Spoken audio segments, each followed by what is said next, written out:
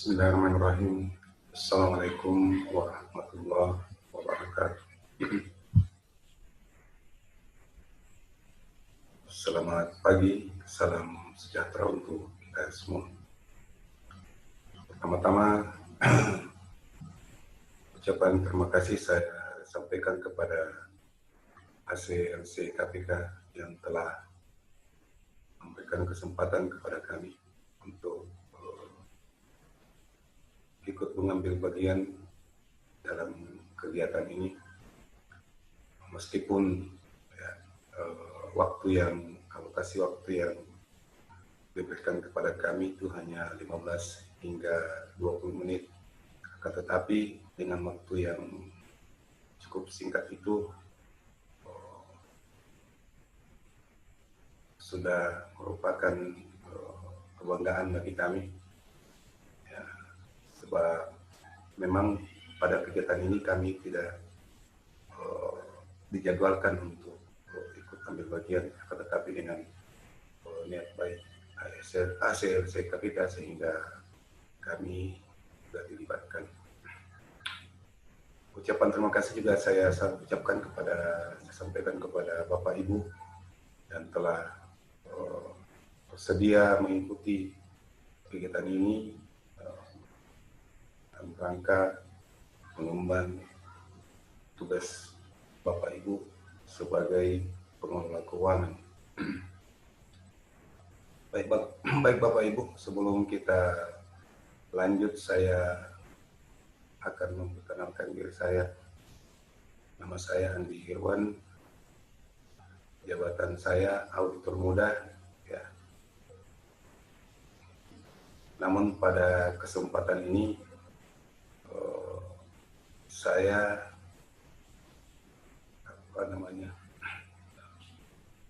ikut ambil bagian dalam kegiatan ini dengan kapasitas sebagai penyuluh anti korupsi. Ya, di mana penyuluh anti korupsi ini adalah merupakan suatu profesi yang belum terlalu lama, ya, sehingga mungkin masih asing di telinga publik, di telinga masyarakat.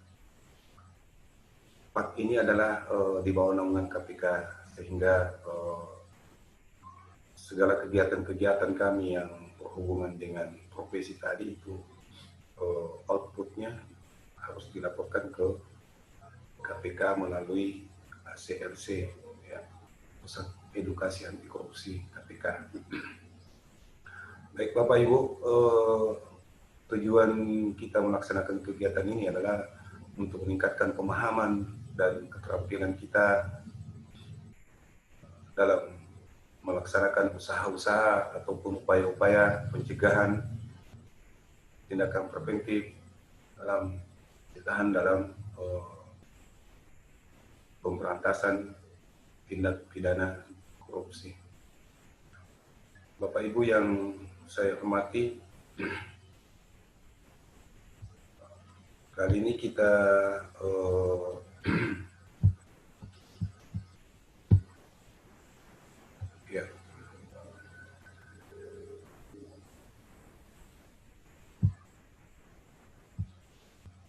Jadi inilah topik yang akan kita bahas pada selama 15 menit ke depan, pemahaman integritas dan korupsi.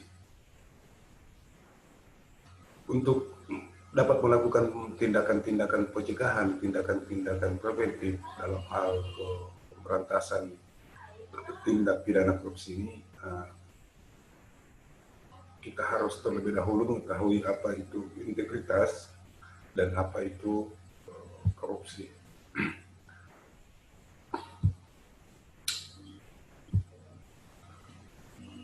Berdasarkan Undang-Undang 31 tahun 99 tentang pemberantasan tindak pidana korupsi, nah, di sana dengan gamblang dijelaskan intinya bahwa tindak pidana korupsi itu adalah sesuatu perbuatan melawan hukum, ya, untuk menguntungkan diri pribadi, untuk menguntungkan orang lain ataupun korporasi. Korporasi di sini maksudnya adalah pihak-pihak swasta, ya, baik itu penyedia jasa, ya, Jadi di sana ada bergaining dengan pihak tertentu atau oknum ya yang memiliki kesepakatan jahat ya dengan melakukan tindakan atau perbuatan melawan hukum.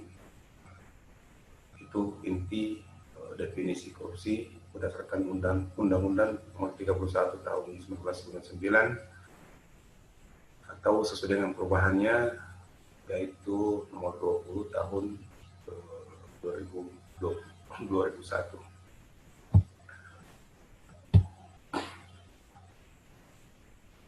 Di dalam Undang-Undang 31 Tahun 99 ya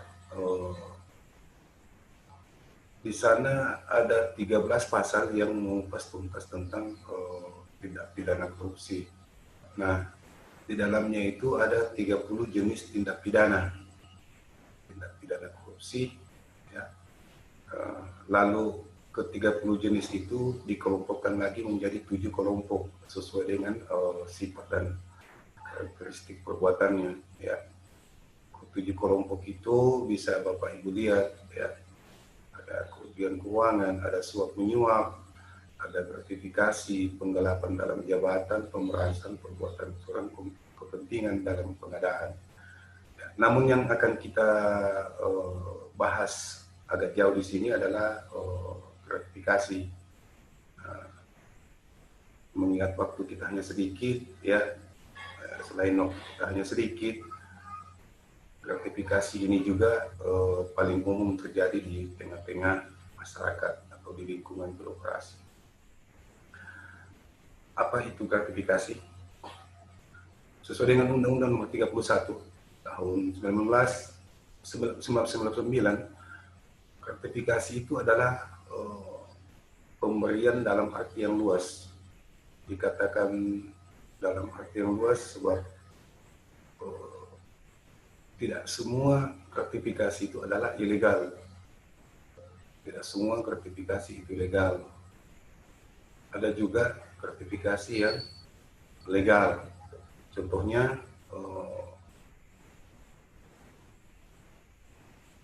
Bapak Ibu yang menjadi nasabah di suatu bank misalnya, lalu bank itu melaksanakan suatu penarikan undian ya untuk nasabah.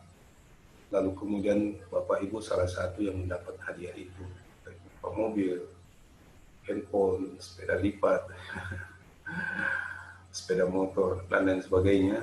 Itu bukan merupakan gratifikasi. Kenapa? Sebab itu tidak terkait langsung dengan tugas-tugas kedinasan yang sedang Bapak Ibu jalankan, sehingga tidak mempengaruhi kebijakan-kebijakan, kesimpulan-kesimpulan, keputusan-keputusan yang Bapak Ibu ambil dalam pelaksanaan penugasan. Kemudian kalau yang ilegal, ya ilegal ini juga banyak contoh-contohnya. Misalnya Bapak Ibu sedang melaksanakan suatu tugas kedinasan di OPDB misalnya, lalu kemudian OPDB merasa memiliki kepentingan dengan Bapak Ibu ya, karena terhadap tugas-tugas yang sedang Ibu laksanakan di kantor OPDB misalnya, lalu kemudian pihak OPDB memberikan suatu bingkisan kepada Bapak Ibu, baik itu bingkisan handphone atau apa saja dalam bentuk makanan dan minuman. Itulah yang dikatakan gratifikasi, sebab itu terkait langsung dengan penugasan pelaksanaan tugas-tugas kedinasan Bapak Ibu ya. Itu dikhawatirkan nanti akan mempengaruhi kebijakan-kebijakan, keputusan-keputusan yang Bapak Ibu ambil ataupun rekomendasi-rekomendasi yang seharusnya Bapak Ibu ungkapkan, akan tetapi dengan adanya pemberian itu sehingga rekomendasi tadi tidak jadi diungkap. Ya. Nah, bagaimana jika Bapak Ibu mengalami hal-hal yang seperti ini? Ya. Jika Bapak Ibu telah menerima objek gratifikasi itu, maka hendaknya Bapak Ibu melaporkannya ke UPG. UPG, apa itu UPG? UPG adalah unit pengendalian gratifikasi. Itu adanya di APIK, APIK Kabupaten Kota, Provinsi, bahkan di Kementerian ada UPG. Dan semua lembaga-lembaga pengawas intern memiliki unit APIK. Ya. Nah, di sana Bapak Ibu akan mengisi form, ya, lalu laporannya Ibu diverifikasi, bukti-buktinya diverifikasi. Jadi objek gratifikasi itu masuk dalam salah satu bukti itu yang diverifikasi. Kapan diterimanya, siapa yang menerima, kapan kejadiannya, di mana kejadiannya, objek gratifikasinya apa, spesifikasinya apa, berapa nilainya, nah, termasuk itu semua. Itu namanya verifikasi laporannya. Setelah diverifikasi dan dinyatakan layak untuk ditindaklanjuti, maka selanjutnya masuk ke tahap analisis. Nah, disinilah berdasarkan bukti-bukti, alat bukti yang Ibu sampaikan ke UPG, itu dianalisis. Nah, setelah dianalisis, lalu kemudian dinyatakan layak untuk ditindaklanjuti, maka sampailah pada tahap ketiga, yaitu penetapan status hukum atas objek gratifikasi tersebut. Ya. Nah, bagaimana halnya dengan objek gratifikasi selama dalam proses pengawasan UPG? Itu Bapak Ibu menjadi titipan di UPG. Ya. Nah, bagaimana kalau dalam bentuk makanan atau minuman yang memiliki kadaluarsa atau batas maksimum batas konsumsi? Ya. Nah, itu akan dilihat nanti kalau ketika sudah sampai pada mendekati pada masa expirednya, itu akan didonasikan atau akan didistribusikan ke lembaga-lembaga sosial ataupun panti-panti sosial, ya, untuk dimanfaatkan. Begitu aturannya yang terkait dengan pemberian gratifikasi yang dalam bentuk makanan ataupun minuman. Nah, sedikit saya jelaskan juga di sini perbedaan antara suap dan pemerasan maupun gratifikasi. Kalau gratifikasi yang aktif itu adalah pemberinya, nah, itu yang aktif. Nah, kalau pemerasan sebaliknya, yang aktif itu adalah penerimanya.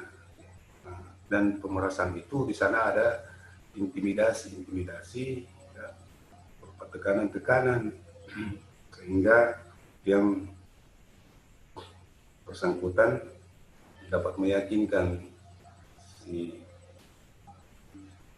atau pihak-pihak yang diperas ini untuk menyerahkan sesuatu, ya, dalam bentuk uang atau dalam bentuk apapun itu yang memiliki nilai finansial, ya.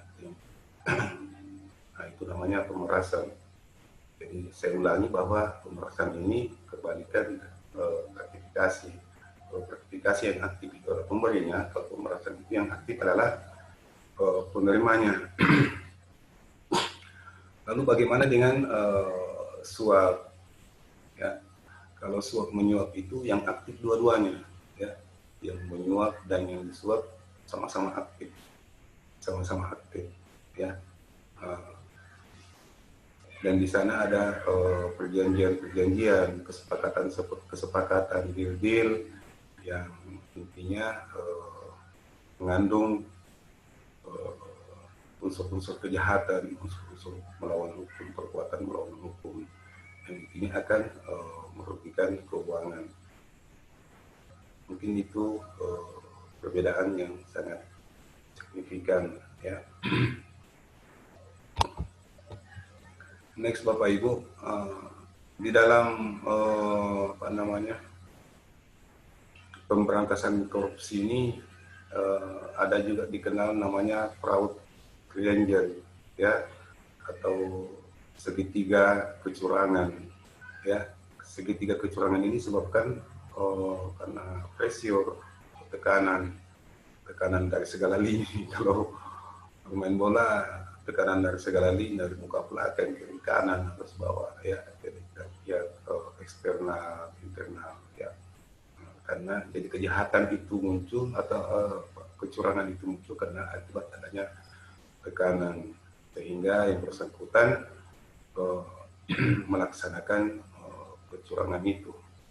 Nah, yang kedua adalah kesempatan, opportunity, ya, karena ada kesempatan, ya, kesempatan ini bisa muncul karena pengawasannya lemah, ya, pengawasan baik pengawasan lingkar, mungkin pengawasan pimpinannya, ya kan, pengawasan aktif yang lemah, sehingga yang bersangkutan memiliki kesempatan untuk berbuat kejahatan tindak pidana korupsi. Karena tindak pidana korupsi ini Ibu adalah kejahatan, karena dia dampaknya kemana-mana, dampaknya luar biasa dan masif, bisa masif, dampaknya bisa sampai kepada sendi-sendi kehidupan masyarakat, dampak korupsi ini. Lalu yang ketiga adalah yang termasuk dalam properti ranger ini adalah rasionalisasi. Jadi yang oknum ini melakukan statement sehingga seakan-akan apa yang diperbuat itu adalah sesuatu kebenaran, sesuatu yang ideal. Bapak Ibu namanya rasionalisasi. Capability, ada kemampuan, jadi yang punya kapasitas jabatan, punya kapasitas kewenangan, kedudukan, otoritas, ya, sehingga merasa punya power untuk melakukan tindak kejahatan, tindak pidana korupsi. Nah, Bapak Ibu, mungkin sosok ini Bapak Ibu kenal. Beliau adalah almarhum Bahrudin Lopa. Beliau ini adalah putra Bugis Pandak, kalau tidak salah. Nah, beliau ini di kalangan aktivitas anti korupsi dikenal dengan tokoh yang memiliki integritas yang tinggi. Beliau ini pernah menjabat Sekjen Komnas HAM, pernah menjabat Dirjen Lapas, pernah menjabat Jaksa Agung, pernah menjabat Dubes. Ya. Beliau ini dikenal. Jadi ada beberapa tokoh-tokoh Indonesia yang dikenal memiliki integritas tinggi, seperti Muhammad Hatta, ya, Sultan Hamengkubuwono. Banyak Bapak Ibu, ada yang masih hidup, ada yang sudah meninggal.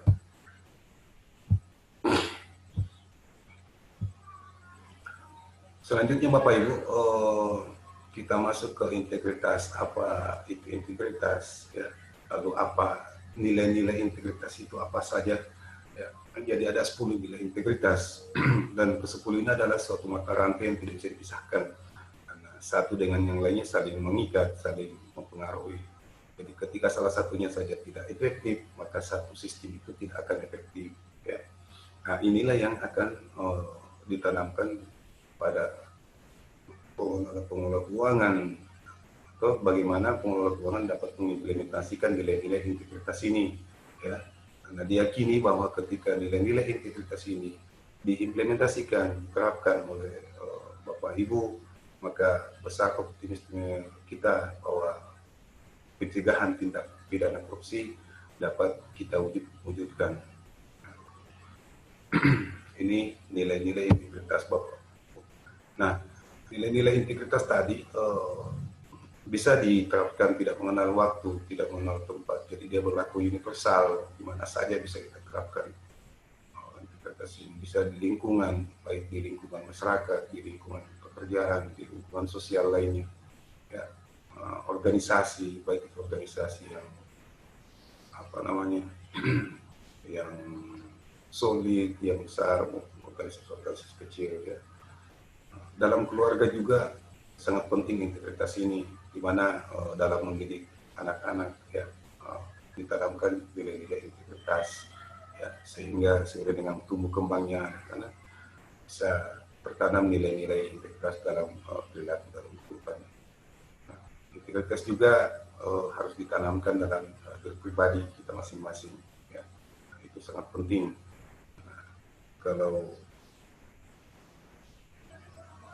di kita saja belum tertanam nilai-nilai apa, belum kita bisa terapkan nilai-nilai integritas, tentu saja kita tidak bisa memberikan himbauan kepada siapa saja, ya kan. Artinya kita harus memberi panutan dulu, ya, baru kita bisa menyampaikan kepada orang lain atau pihak-pihak lain. Jadi saya mohon maaf Ibu, ini sangat padat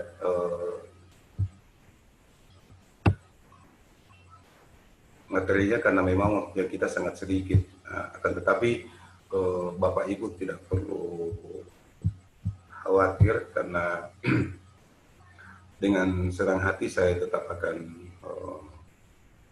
menerima segala pertanyaan-pertanyaan Bapak Ibu, ya, baik itu dalam bentuk SMS, WhatsApp, media sosial, telepon, atau Bapak Ibu datang langsung ke tempat kami, ya, untuk menanyakan segala hal yang terkait dengan upaya-upaya pencegahan tindak pidana korupsi. Baik Bapak Ibu, sebagai closing statement, saya mengajak kepada Bapak Ibu untuk selalu dan dapat mengimplementasikan, menerapkan nilai-nilai integritas dalam setiap pelaksanaan pekerjaan tugas-tugas Bapak Ibu selaku pengelola keuangan, ya, dengan tujuan bahwa tata kelola keuangan yang Bapak jalani, yang Bapak laksanakan bisa akuntabilitasnya bisa dipertanggungjawabkan Bapak Ibu sekalian. Ya. Baik Bapak Ibu, demikian yang dapat saya sampaikan. Mohon maaf atas segala kekurangan. Terima kasih. Assalamualaikum warahmatullahi wabarakatuh.